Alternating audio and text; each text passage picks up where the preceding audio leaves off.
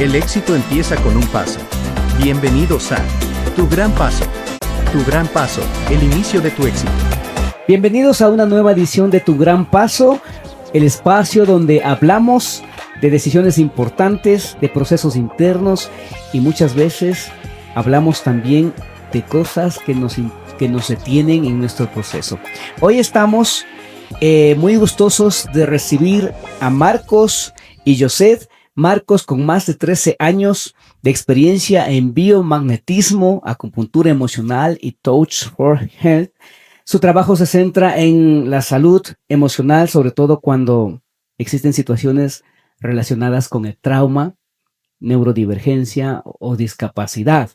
Entonces hoy vamos a hablar de un tema poderoso, porque sanar para poder avanzar es lo más importante. Así que prepárense. Esta es una conversación cercana, natural y sobre todo transformadora que queremos conversar con quienes estamos hoy en esta mañana.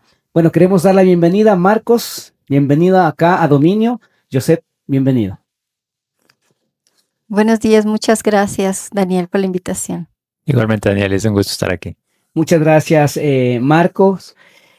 Bueno, queremos empezar siempre conociendo qué es lo que ustedes han venido haciendo durante este tiempo, pero sobre todo para que nuestra audiencia conozca y sepa. ¿Cómo explicarías, Marcos, lo que haces a alguien que nunca ha escuchado sobre estas terapias, ¿no?, que tú realizas?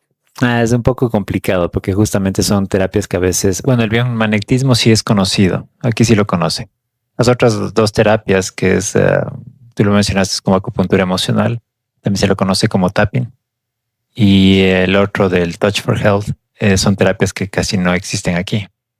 Pero son terapias que son, yo les digo, muy poderosas, porque son herramientas que ayudan a la persona a poderse sentir casi de una manera muy pronta, a sentirse bien, sobre todo en el aspecto emocional.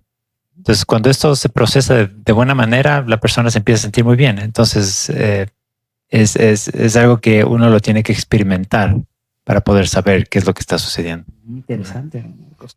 Cuéntanos, Marcos, ¿qué te llevó a ti a estudiar biomagnetismo hace más de 3 años que me contabas? A ver, bueno, fue por un proceso de salud en la familia también. Tanto mi esposa como mi hija y yo mismo hemos pasado por procesos de salud un poco complicados. Entonces, cuando nos dijeron de una doctora que aplicaba el biomagnetismo, nos llamó la atención, entonces fuimos a experimentarlo. Pero la situación resultó que vimos que había una situación que era muy automática, es decir, la persona se podía sentir bien, es decir, que los imanes estaban funcionando. Pero muchas veces las personas mezclan cierto tipo de situaciones con su práctica de la salud. Entonces, cuando vimos eso, lo que nosotros decidimos es, bueno, quizás yo pueda aprender a hacer esta terapia. Entonces, ahí fue cuando empecé a investigar, empecé a estudiar, y así fue como conocí el biomagnetismo sobre todo, y de ahí lo pudimos empezar a aplicar, ¿no? Qué interesante. Entonces, empezó con una necesidad de la familia. Y bueno, cuando las personas escuchan temas que no se han escuchado muy frecuentes, surgen mitos, ¿sí? Mitos que te encuentras con el fin de explicar a las personas. ¿Con cuáles de esos mitos que hacen? Sobre todo, creo que el mito más grande es que por lo general piensan que es un placebo. Es decir, que simple y llanamente es por una sugestión psicológica de la persona que llega a sentirse mejor. Ahora, la cuestión es justamente si es que algo funciona, debería funcionar independientemente de lo que la persona cree. Entonces fue un poco lo que yo empecé a hacer, porque yo también me considero una persona bien escéptica. Entonces yo tengo que experimentar las cosas para poder verificar que funcionan. Entonces el rato que yo empecé a practicar, empecé a ver que funcionaba independientemente de la creencia de la persona. Obviamente uno se empieza a dar cuenta que no es simplemente un efecto placebo, ¿no? Ok, muy bien, interesante. Y dado que ustedes lo experimentaron como familia, Joseph, ¿Cómo les fue una vez que lo experimentaron? Fue una ayuda impresionante porque, por mencionar algo, yo tuve 4 tumores en el hígado, en los senos, y con el biomagnetismo se pudo eliminar. Tuve algunos otros procesos en temas de salud emocional, física y mental, y ahora estoy estable. Sí, estoy estable. Entonces, ha habido resultados muy buenos, ¿no? Aplicándose. Qué bueno, Marcos. Ya entrando en el tema de salud emocional, ¿cómo describirías tú el bloqueo emocional? Porque a veces escuchamos que dices estoy bloqueado emocionalmente. Pero ¿cómo lo describirías? Algo que siempre les digo a las personas que vienen donde mí es que esto se compara a una manguera conectada a la llave de aguas. ¿Ok? Entonces, digamos que las emociones son como el agua. ¿Ok? Entonces, si uno le conecta la manguera a las llaves y si uno se abre, tiene que fluir. Tiene que tener un fluido, tiene que salir por el otro lado de la manguera. Ahora, ¿qué sucede si uno le dobla la manguera? Sigue goteando agua, pero no fluye como debería. Entonces ese es el bloqueo. Entonces lo que tratamos de hacer en la terapia es que justamente zafar ese bloqueo. Y una vez que se zafa el bloqueo, sucede lo que sucede con la manguera. Vuelve a fluir normalmente el agua. Y eso es lo que sucede, básicamente. Eso es incluso hasta como lo sienten las personas, muchas veces. Ok, muy bien. Entonces, y esto lo realizas con el biomagnetismo y los otros tipos de terapias. Y hago una combinación. El tapping es muy fuerte en este aspecto. O sea, creo que es la herramienta más poderosa que tengo. O esta acupuntura emocional que tú lo mencionaste. Porque lo que hace es justamente trabajar bajo una emoción específica y la persona siente automáticamente cuando se zafa ese nudo. Muchas veces desde que están sintiendo un 10 de iras, por ejemplo, del 1 al 10, el 10 siendo la mayor cantidad de iras, se puede reducir en una sesión de 20 minutos a 0 esa cantidad de la emoción que siente. Entonces, O es sea, algo uno muy, muy puede fuerte. percibir que ya soltó algo que como que me frenaba a hacer las cosas y no podía pasar. Más que soltar, creo que es fluir.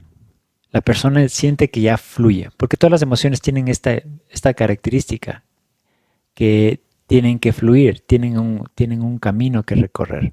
Y cuando eso se logra, no hay necesidad de sentirlo. Entonces, ya que lo has experimentado, esas terapias, tiene una emoción.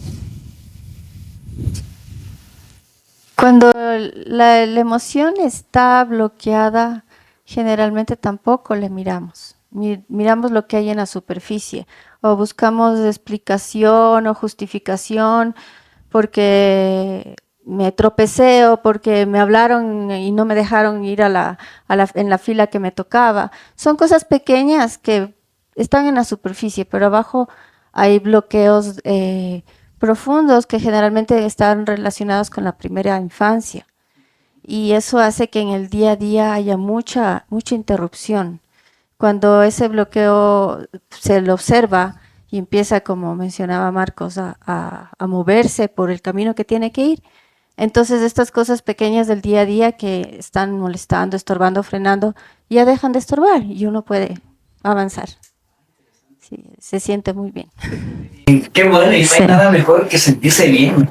Porque como decíamos al inicio, tenemos dificultad para avanzar cuando llevamos, por así decirlo, cargado estas emociones. Ahora, ¿qué relación, Marco, ves entre un trauma no resuelto y la dificultad para avanzar?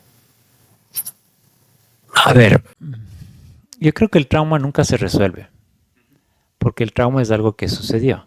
Es un hecho que se lo va a recordar toda la vida. Y de ahí la definición de trauma. Ahora, lo que sucede es que este trauma no es necesariamente lo que le sucedió a la persona, eso incluso muchos investigadores ahora hablan de eso, sino que es lo que le sucedió a la persona causó en el interior de la persona, y eso es el trauma. Entonces, es muy importante que la persona pueda identificar cuáles son las emociones ligadas a este evento que le sucedió, porque eso es lo que le alimenta a esa memoria. Lo que le alimenta esa memoria es justamente las emociones que están ligadas a eso. Entonces, por eso es que yo con las personas no trabajo tanto en el área de la memoria, de qué es lo que le pasó, de que vuelva a revivir las cosas. No. Aunque es necesario que lo recuerde, es más importante cuál es la emoción que lo liga. El rato que yo trabajo la emoción, esa memoria pierde importancia. Y es muy impresionante porque las personas lo que dicen es una vez que trabajamos la emoción, yo les obligo a que recuerden vívidamente lo que les pasó. Y les dificulta hacerlo.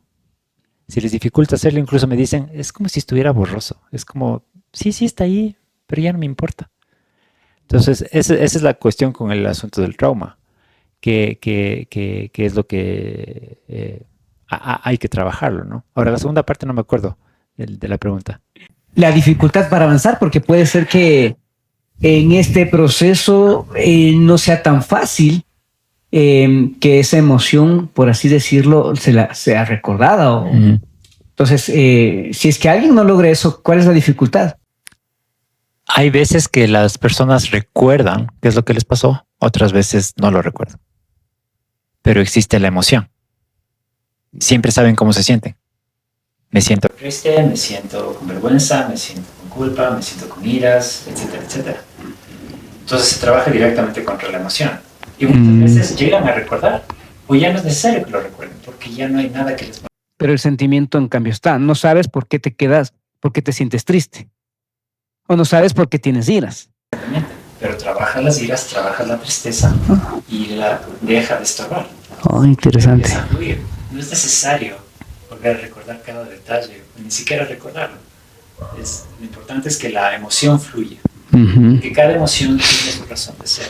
Por ejemplo, yo no hablo de emociones negativas y positivas. Ya. Son simple y llanamente emociones que están ahí por una razón. Si uno se siente triste, es por algo. Si te iras, es por algo.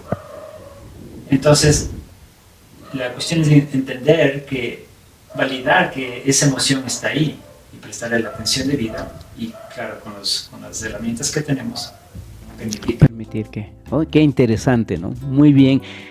Y no hay nada mejor que liberarse de la emoción que uno viene arrastrando y que no le deja avanzar, ¿no? La liberación viene por el hecho de que la emoción fluye. Entonces,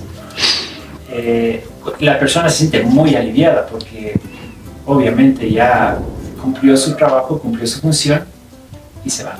Ok, muy bien. Ahora hablando de la parte de la neurodivergencia, ¿sí? ¿Qué has observado en las personas neurodivergentes en su manejo emocional? Porque no es lo mismo que alguien que no sea neurodivergente, pero tenga un problema de emociones que viene arrastrando. Por lo general. Ajá. Por lo general siempre. Una persona neurodivergente por lo general viene con tres cosas. Viene con ansiedad, viene con depresión y con trauma. Oh, ya. Y esto por diferentes situaciones. El tema de la neurodivergencia es muy complejo y es muy amplio. Varias cosas. Pero lo que sí sucede es que muchas veces dentro de las neurodivergencias hay algo que se llama lexitimia. ¿Cuál es la lexitimia? Es la incapacidad o no poder expresar o identificar claramente qué es lo que la persona siente. Ok. Entonces, en muchas personas neurodivergentes, si uno les pregunta ¿cómo estás?, no logran encontrar las palabras para expresar qué es lo que sienten. Eso quizás mi esposa pueda darte más ejemplos al respecto. Okay. Pero lo importante es que necesitan una guía específica para poder que ellos mismos puedan ir identificando qué es lo que sienten. Y a veces cuando se les da esa guía, con preguntas, ¿dónde sientes? Porque las emociones se pueden sentir en el cuerpo. ¿Dónde lo sientes? ¿Cómo es? Incluso a veces es como, imagínate, ¿qué emoción sería esa sensación que tienes o cosas por el estilo? Entonces la persona a veces llegan a tener cosas muy específicas que decir. Y ahí el trabajo se vuelve mucho más fluido, se vuelve mucho más claro. Oh, interesante, ¿no? Ahora yo sé, y ahora que estamos hablando de la persona neurodivergente, ¿cómo influye la salud emocional en las familias que viven estas situaciones? En el caso de ustedes mismos que me han mencionado, ¿no? ¿Cómo influye?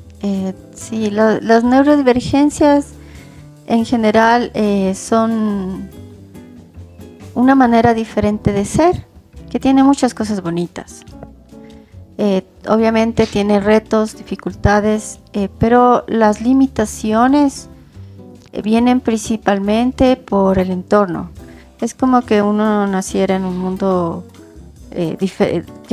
al que uno no pertenece, con reglas totalmente diferentes, con un idioma diferente. Es como que yo naciera aquí y me voy a la China, al Japón, sin conocer el idioma, la cultura, y estoy sola allá. Esa es la sensación. Entonces, al ser personas diferentes, se nos trata desde que existimos de manera diferente. Y al ser personas sensibles, en el sentido positivo, porque ser sensibles ante la vida es algo bonito, es sentir todo, es sentir las cosas bonitas, pero también las cosas duras y difíciles de manera más amplia. Y eso nos lleva a ser más conscientes de los problemas, de las cosas, y a buscar la justicia, a buscar que las cosas estén bien. Entonces empezamos a pensar mucho en toda esta información. Y también somos, sobre todo los niños neurodivergentes son más propensos a recibir discriminación, negligencia, agresión. Por eso generalmente crecen ya con traumas y dificultades emocionales. Entonces, una familia neurodivergente es bien complejo, porque no estamos hablando de una persona neurodivergente con otras personas en la familia neurotípicas que pueden de alguna manera equilibrar por el sistema en el que vivimos, sino que en nuestra familia somos los tres. Entonces es bien complejo. Claro. Y bueno, cuando es una sola persona neurodivergente dentro de una familia, la familia está en una situación difícil, porque generalmente estamos hablando de una familia donde hay una persona que por toda esta circunstancia tiene una discapacidad, entonces tiene que enfrentar toda esta situación, sobre todo a nivel social. Pensaría yo que al haber 3 miembros de una familia neurodivergente, como que sería más fácil, pero acabo de entender que es un poco más complicado, ¿no? Es interesante, muy divertido, pero es complicado.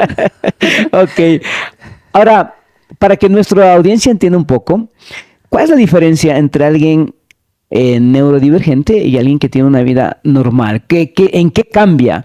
¿Qué es lo que hace que sea diferente? Es la manera que uno percibe el mundo, cómo experimenta el mundo. Por ejemplo, para dar un ejemplo de una cosa que sucede. Por ejemplo, una persona neurotípica es una persona que puede mantener de cierta manera la atención. Entonces, por ejemplo, si ahorita estamos conversando, la persona neurotípica puede aislar todo lo que sucede a su alrededor mientras está prestando atención con la persona que está conversando. Entonces, es como si tuviera una secretaria. Mi hija dice como que tuviera una secretaria en el cerebro. Entonces, esa secretaria, a medida que van entrando los impulsos, las sensaciones, les va poniendo en línea. Y les dice, ok, ahora tú entra. Ahora es tu turno, entra. Entonces, la persona neurotípica puede enfocarse de esa manera, porque no tiene bombardeo. Sus estímulos están entrando uno por uno.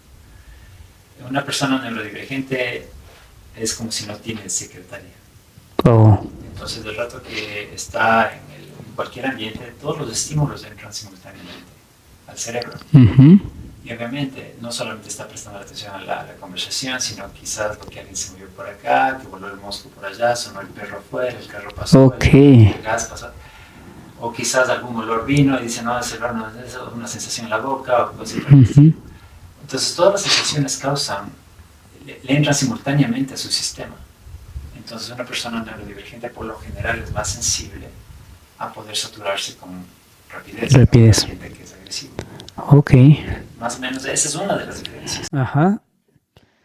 Muy bien, interesante, ¿no? Conocer y bueno, si a veces podemos encontrar a personas que están teniendo estas dolencias, podríamos decir, pero si no logramos entenderla, quizás puede generar conflictos en la relación personal dado que no se conoce cómo manejarla o cómo entenderla. Pero ahora ya hablando de cómo el cuerpo refleja una emoción, ¿cómo se siente un desbloqueo energético? Una vez que ya ha pasado la terapia, ya le han dado trámite, ¿cómo la persona siente este desbloqueo? Bueno, eso es solo una cosita antes de eso, sobre las neurodivergencias. Todas las neurodivergencias son... A ver, una persona neurodivergente no tiene la neurodivergencia, es neurodivergente. Ok. Entonces, no es una condición patológica. Nace con. Nace y muere con. Ok. No es algo que se deba curar, no es algo que se deba tratar.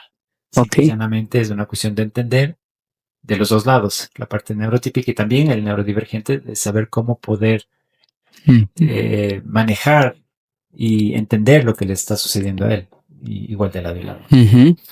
Ahora, con respecto a esto del bloqueo, yo le hago aquí otra comparación. Es como cuando uno jala el agua en el baño y no se ve el agua, ya está tapado. Entonces, ¿qué sucede?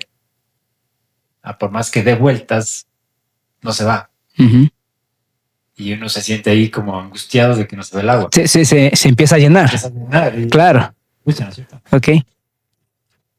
Hasta que destapas el baño. Y cuando destapas el baño, ¿qué sucede? Se va y fluye. Y es un alivio. Claro. Esa es la comparación que sucede, porque nuestras emociones, en esta parte es como que no se ponen de acuerdo las personas que hacen investigaciones al respecto, pero muchos los mencionan como si fueran vórtices. Ok. Que es como un remolino, ¿no? Y estas emociones que se quedan atrapadas o atascadas son como remolinos que cada vez crecen más.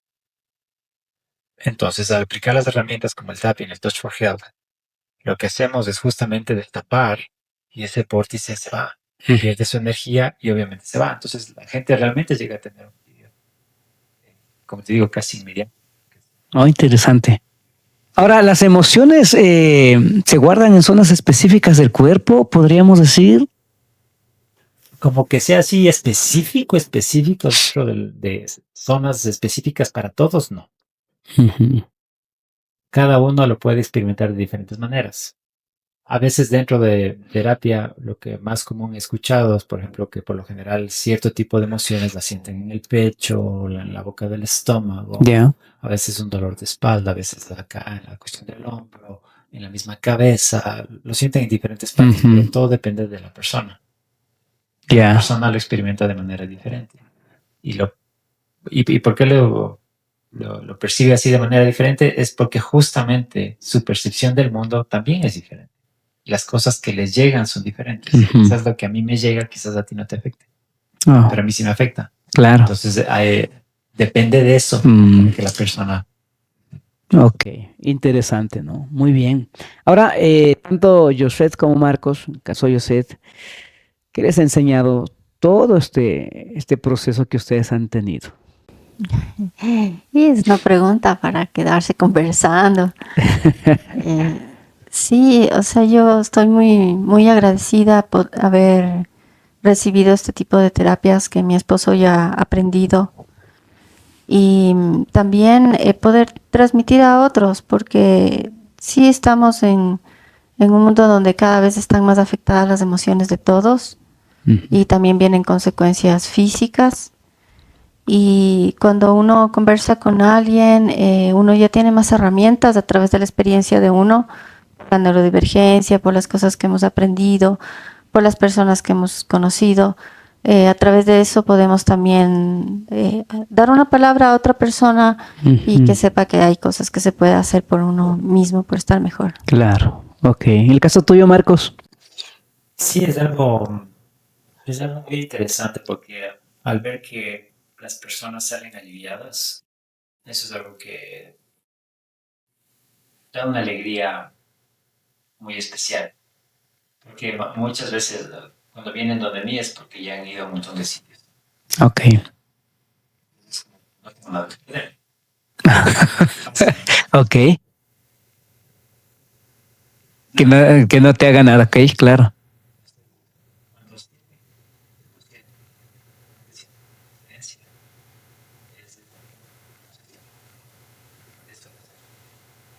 Ujú. Ok. Ahora mira, en estos largos años que has tenido de aprendizaje y dando terapias, ¿tienes alguna experiencia de algún paciente que te haya marcado? Hay algunas. Muchas son, como te digo, muchas personas de vida porque han sufrido cosas traumáticas muy fuertes. Y ver ese cambio ha sido muy bueno. Pero para ilustrarles quiero comentar algo que es un poco más cómico realmente. Esta persona eh, dice, ¿sabes qué? Empecé a fumar demasiado últimamente. Estoy fumando demasiado y sí me gustaría bajar de fumar un poco.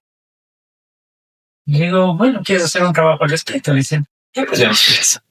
Entonces le digo, si tienes ahí un cigarrillo, sácalo. Entonces digo, huélelo. Bueno, entonces él me empieza a oler el cigarrillo. Ya. Digo, oye, ¿y te da ganas de fumarle ahorita ese cigarrillo? Me dice, sí, claro, sí, huele rico. Le empieza a hacer el trabajo, ¿no? Empieza el tapping sobre todo. A lo que acabamos la ronda, luego digo, vuelve a hablar. Vuelve a hablar. Me empieza a hablar. ¿Quieres fumarle? Me dice, no, para serte sincero, me dio un poco de asco. Ya. Digo, ok, vamos a hacer otra ronda. Empiezo a hacer otra ronda del trabajo. Y digo, otra vez, quiero que lo huelas. Otra vez sentado. Empiezo a ver. Y ya vi que es así como, y que digo, ¿qué pasó? Me dio náusea, me dio ganas de vomitar. Entonces déjalo un lado. Pero yo no quería que me quites las ganas de fumar. Que ya no tenía. Ya. Es justamente por eso. El rato que empieza a fluir tu sistema de manera complementaria, incluso con la parte emocional, con la parte energética, hay muchas cosas que se consideran normales que no lo son. Y llegan a un punto en que el rato que lo trabajas es un rechazo automático. Ya. Es natural. Ok. Y eso fue algo que he experimentado. Y dice, es increíble, yo nunca pensé que eso iba a suceder. Bien, los que trabajamos. Ok. Si eso pasa con tabaco, esos mayores Ujú. son las que han sufrido abuso sexual. Ujú. Tanto narcisista que han sufrido desde niños o casi por el estilo. Entonces es Ah, interesante esta experiencia, ¿no? ¿Se puede aplicar a alguien que tiene adicciones este tipo de terapias? Porque si eso funcionó con alguien que quería dejar, ¿no?, un vicio, me imagino que debe surgir con alguien que tiene adicción a las drogas, al alcohol y algunas otras adicciones. adicción. Ya. Muchas veces tiene mucha importancia. Ujú. Por eso él es adicto. Pero nadie se pone a pensar y dice, ¿por qué es adicto? Claro. ¿Qué es que empezó a consumir una sustancia? ¿Por qué llegó a ese punto? Ujú. Si se logra entender por qué llega a ese punto, la persona, el rato que se trabaje de manera correcta, no va a necesitar de la sustancia. Ok. Entonces, no es una cuestión de que tiene que trabajar en luchar por no consumir, sino es luchar por entender qué es lo que sucede. Por la cual. Ujú.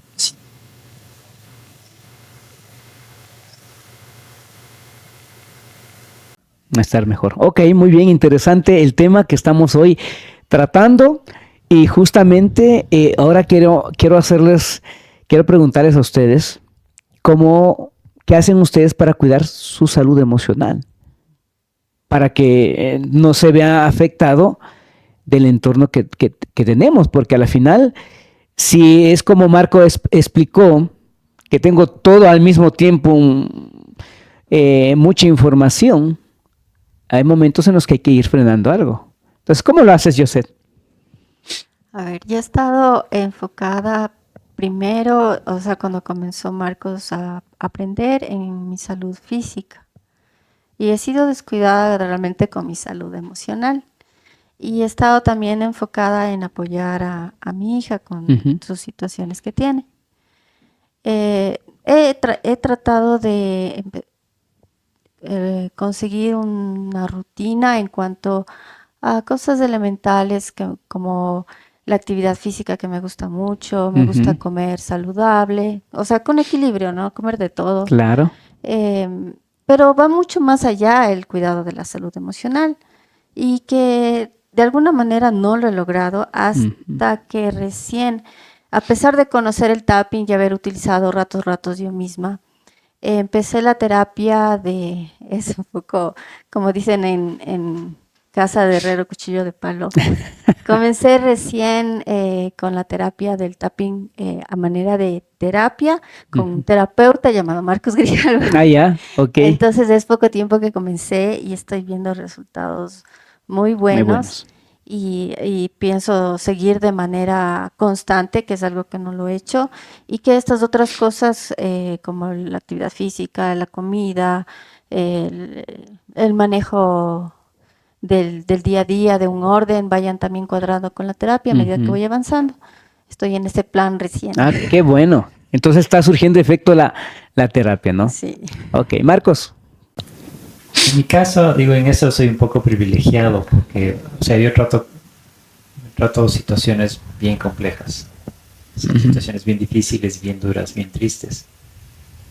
Entonces muchas veces las personas me preguntan, pero ¿a ti no te afecta todas las cosas que estás escuchando todo el tiempo? Claro.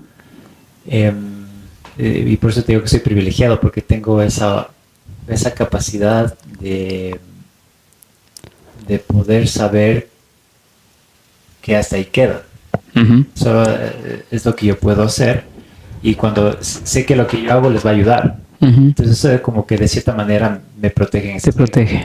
Sí ha habido cosas muy específicas que sí me han movido, que después de terapia terminó fulminado porque realmente fueron situaciones muy, muy duras, muy difíciles. Y yo también he lidiado desde que soy niño con muchos problemas emocionales, entonces yo no me puedo hacer el tratamiento yo mismo. Claro. Entonces yo sí tengo un amigo. O alguien que te da también terapia a ti. Alguien que también me da mi terapia y que me guía en cierto tipo de cosas. Entonces eso es mi apoyo. Pero lo bueno es, como te digo, sí, por hacer mi trabajo, contadas ocasiones ha sido que me he sentido así realmente mal por algo. Pero lo que sí he podido hacer es que por lo general me siento muy bien porque sé que la persona sale mejor. Ok. Y esa es me imagino que es la la satisfacción que tienes cuando un paciente te dice, Marcos, me siento bien. Ya, ok.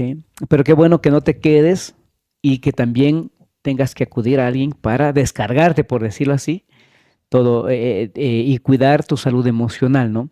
Bien, ahora vamos con algunas preguntas más interesantes. Marcos, para ti, si las emociones fueran colores, ¿qué color predomina hoy en la gente?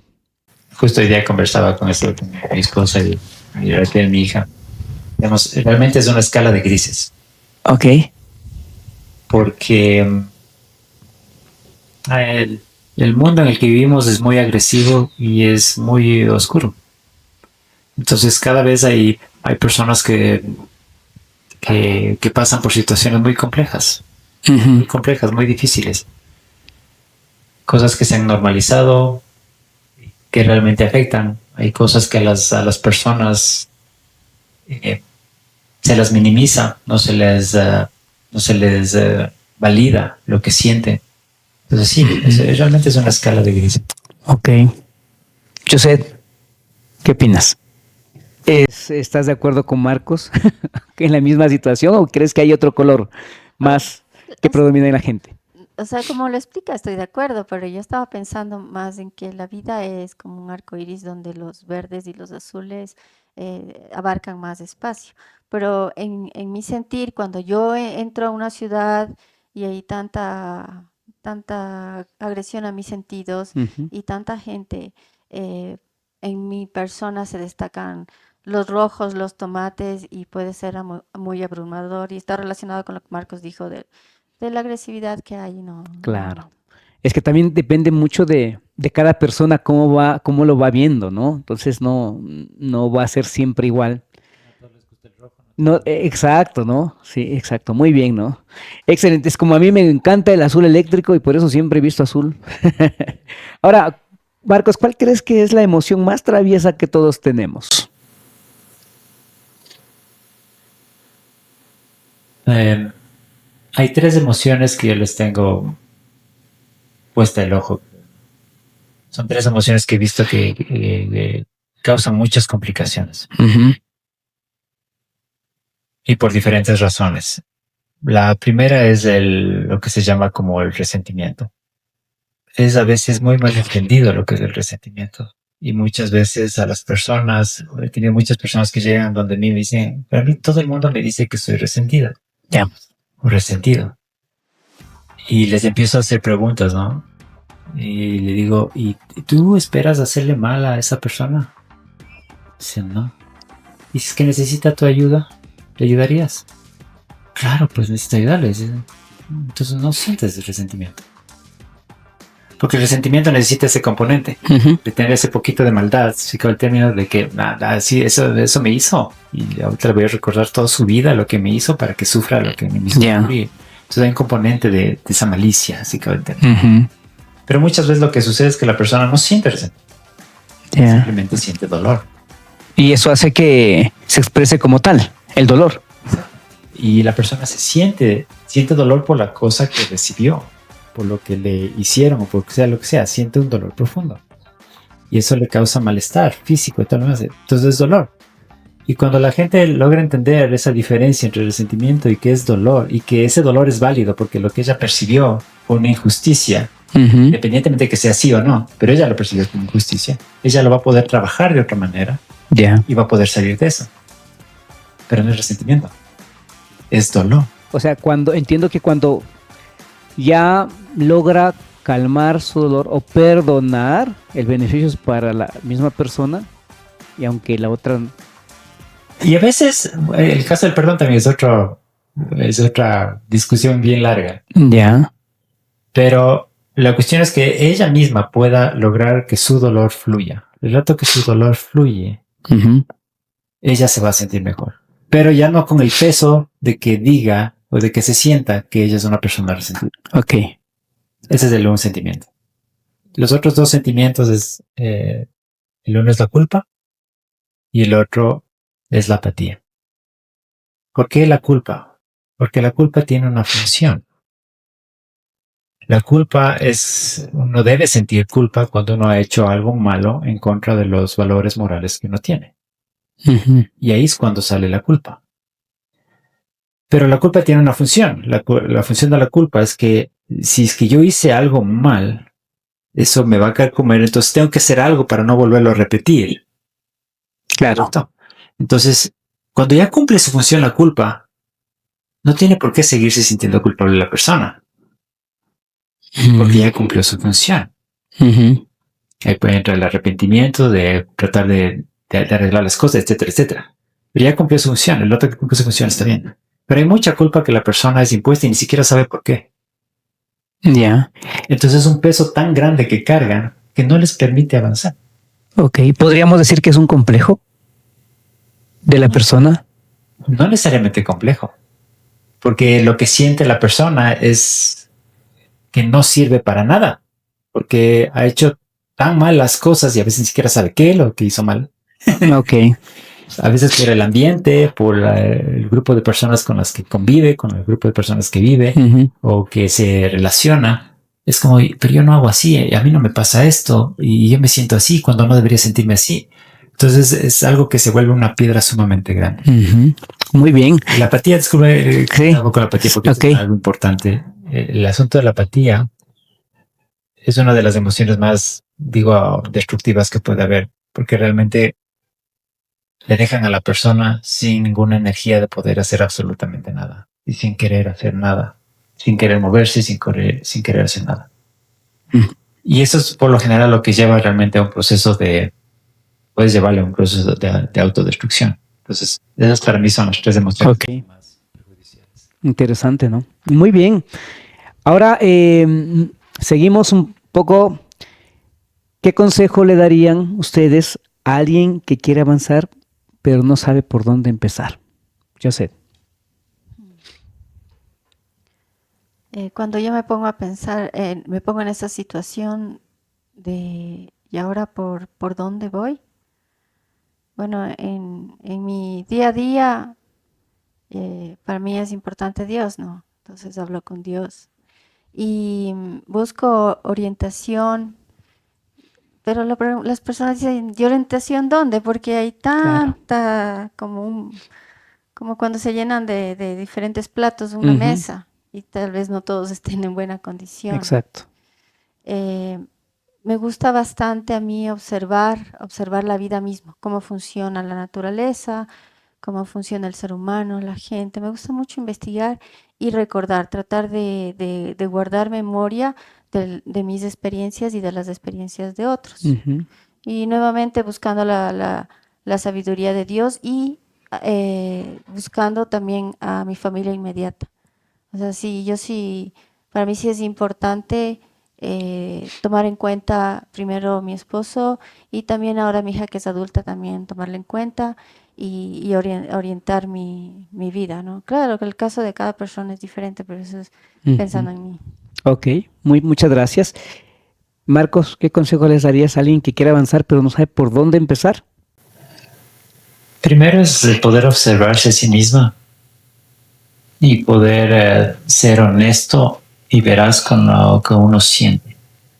Porque muchas veces lo que uno hace por naturaleza, y a veces hasta por nuestra cultura, por la manera como fuimos criados, es que empezamos a decir, yo me siento, por ejemplo, me siento enojado. Ujú. Pero uno dice, y uno trata de racionalizar todas las cosas. Y uno dice, pero ¿por qué estoy enojado? Es que me hicieron esto, pero eso fue tal la tontería que me hicieron, por esa pequeñita y me siento enojado. O sea, que soy tonto o que soy para sentirme así. Claro. Automáticamente invalida lo que siente. Porque las emociones son un proceso fisiológico, no son un proceso racional. Ya. Entonces, cuando nosotros tratamos de identificar qué es lo que sentimos y les decimos, ok, siento esto, debe haber alguna razón por la que está ahí, es como que validar lo que uno siente. Y de ahí empezar un proceso. Porque si uno niega lo que uno está sintiendo, no vas a tener ningún progreso. Es como cuando uno dice el alcohólico, ¿no? Tiene que reconocer que es alcohólico para que empiece un proceso de recuperación. Si yo no reconozco lo que yo siento, ¿cómo voy a avanzar o cómo voy a tratar de que mis emociones fluyan si no sé ni siquiera ni las reconozco como tal? Interesante, ¿no? Muchas gracias. Ahí tenemos algunos consejos que podemos hacerlo, pero sobre todo, Marcos, ¿cómo te gustaría que las personas recordaran esta conversación? Esa fue la pregunta más.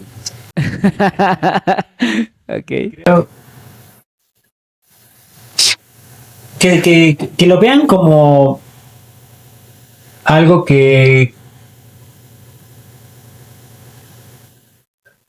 algo que uno pueda experimentar personalmente. Okay. Es algo que somos seres que hemos sido creados de una manera tan increíble que cuando sentimos las cosas que sentimos quiere decir que nuestro cuerpo, que nuestra vida está funcionando. Y eso es muy valioso. Entonces, al poder ver las emociones como tal, no como algo que nos perjudica, sino como algo que realmente nos está sirviendo para un propósito, empezamos a vernos a nosotros mismos de una manera diferente y puede ser el comienzo, ¿no? Para poder coger y que nuestras emociones empiecen a fluir. Ok, muy bien. José, ¿cómo te gustaría que recuerden esta conversación quienes nos ven? Quisiera Ahora. que recuerden como esta conversación como un motor de acción, ¿sí? Porque tenemos que... El mundo está empujado sin que la gente tome mucha decisión. Es algo que le lleva el día a día.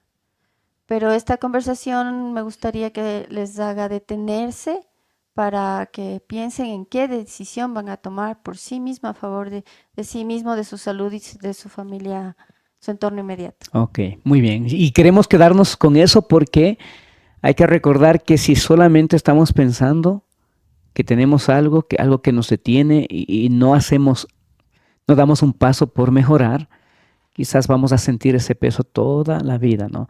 Marcos, cuéntanos dónde te pueden encontrar a ti para alguien que quiera sacar una cita, puedas hacer una evaluación, alguien que se siente identificado con lo que hemos conversado. sienta que no puede seguir a pesar de que hace tantos esfuerzos, ¿dónde te pueden encontrar para que nuestros oyentes puedan saberlo? Está. Por WhatsApp o mi número personal es 099-022-6398. Yo atiendo ya por el Colegio Trajano Naranjo. Igual si me escriben yo les envío la ubicación, pero más directamente es por el WhatsApp. Muy bien, vamos a colocar más adelante ya los números en pantalla para que puedan visitarles, puedan darles ahí alguna asesoría y nada mejor que puedan sentirse bien. Bien, Marcos, muchísimas gracias, Marcos y José, por esta conversación tan abierta, tan sincera que hemos escuchado, y de seguro ustedes que nos están viendo han podido beneficiarse y han podido entender cómo varía un poco o mucho, podríamos decir, quienes son personas neurodivergentes y tienen problemas con todo a la vez, y equilibrar eso también nos va a ayudar a entenderlos para poder tratarlos. Creo que todos en algún momento necesitamos mirar hacia adentro y reconocer lo que sentimos, porque como tú dices, Marcos, cuando la emoción fluye, la vida también fluye, ¿no es cierto? Y podemos vivir tranquilos. A todos los que nos están viendo en esta mañana, recuerden que dar tu gran paso no siempre es hacia afuera, muchas veces empieza por dentro. Nos vemos en el próximo episodio de Tu Gran Paso. Muchísimas gracias, Marcos y José, por estar acá en nuestro programa. Muchas gracias. Nos vemos. Saludos.